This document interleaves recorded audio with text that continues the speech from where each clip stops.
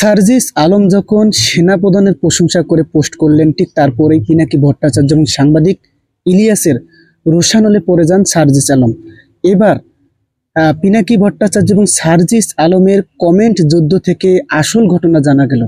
সার্জিস আলম নিজেই স্বীকার করলেন কেন তিনি সেনাপ্রধানের প্রশংসা করে পোস্ট করেছেন। এবার তাহলে জানা গেল সার্জিস আলম কেন সেনাপ্রধানের প্রশংসা করলেন। তো চলুন আমরা একটু শুরু থেকেই দেখে আসি। সার্জিস আলম যখন পোস্ট করলেন সেনাপ্রধানের, তখন পিনাকি ভট্টাচার্য শেয়ার দিলেন। তিনি লিখলেন সেখানে, সেনাপ্রধানের পিআর চিফ হিসেবে দায়িত্ব নেওয়ায় সার্জিসকে অভিনন্দন। সার্জিসের উত্তরোত্তর সাফল্য ও সুবৃদ্ধির কামনা করছি।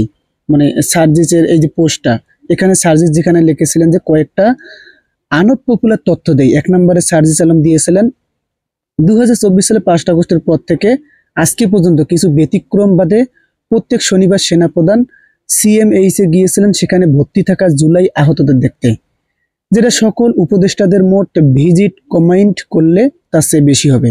2 নম্বর, সবচেয়ে সিরিয়াস আহতদের কোয়ালিটিফুল ট্রিটমেন্ট নিশ্চিত করা এবং চিকিৎসা বাবদ ব্যক্তি প্রতি সবচেয়ে বেশি ব্যয় হয়েছে ঢাকা সিএমএইচে।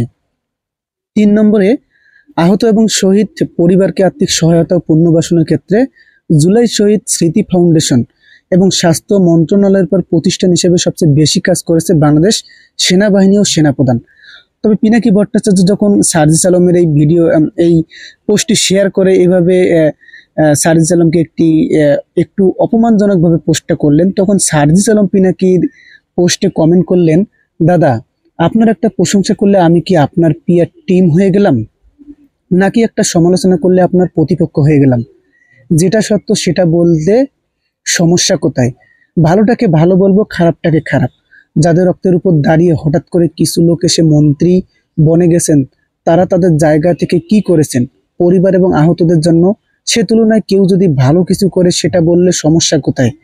সন্দেহ ব্যতিক আর মন গড়া হাইপোথিসিস উপস্থাপন করা কতিপয় লোকজনের মতো করে চলতে হবে নাকি?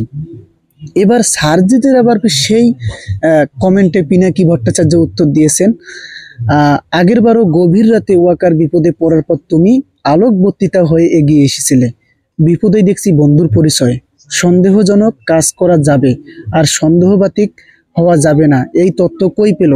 ঠিক তারপরেই আবার সার্জিস আলম পিনাকি দাদার উত্তর দিয়েছেন। এখানে তিনি লিখেছেন, আগের বারও আমার কাছে যেটা ফ্যাক্ট মনে হয়েছে আমি সেটাই বলেছি।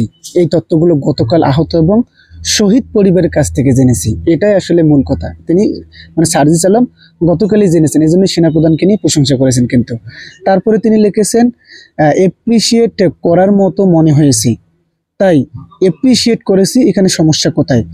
সবগুলো উপদেষ্টা শুধুমাত্র রুটিন ওয়ার্ক করে, সংস্কার নিয়ে কারো জোরালো ভয়েস নাই। আহত এবং শহীদ পরিবার কিভাবে দিন কাটাচ্ছে কারো খোঁজ খবর নাই।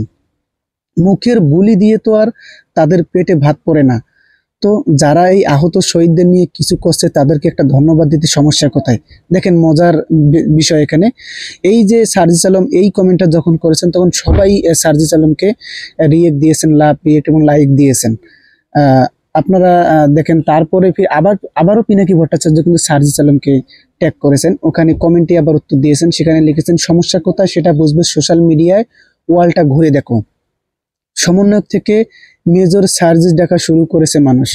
তুমি উপদেষ্টা ভার্সেস ওয়ার্কার, এই বাইনারি কি বুঝে দাঁড় করাচ্ছ? কোন কাজটা প্রাতিষ্ঠানিক আর কোন কাজটা একক ব্যক্তিগত সক্ষমতায় হয়, এই স্পিড ব্যাপারটাও বোঝে না। তোমার কথা শুনে মনে হয় সিএমএস এর ডাক্তাররা ওয়ার্কার এবং নার্স ওয়ার্কার সবই সে একা করছে। দুদিন আগেও ডিজিএফআই এনএসআই এসব নিয়ে কোনো ইপোবাট হবে না ওয়ার্কারের এমন বক্তব্যের পর কান্না করে দিয়েছিল, মনে আছে? শোনো, অযাচিত তেল দিও না, এগুলো কাউকে নির্বাচনে জেতার গ্যারান্টি দেবে না। আমাদের গালাগালি কিন্তু আয়নাঘর ভিজিট করিয়ে তোমার তেলবাজি না। পারলে এটা নিয়েও লিখতে পারো, যেহেতু কিছু একটা ভালো কাজের এপ্রিসিয়েট করছো, সেই হিসাবে কোথায় কোথায় তারা ডিস্টার্ব করছে সেটাও বলো। তোমার দম দেখি একটু। মানে আসল ঘটনাটা তাহলে আমরা বুঝলাম যেটা, যে সার্জিস আলম গতকালই জেনেছে এই বিষয়ে, এই জন্য তিনি পোস্ট করেছেন সেনাপ্রধানকে নিয়ে। তো এই বিষয়টাকে আপনি কিভাবে দেখছেন অবশ্যই মন্তব্য করবেন। ধন্যবাদ। আসসালামু আলাইকুম।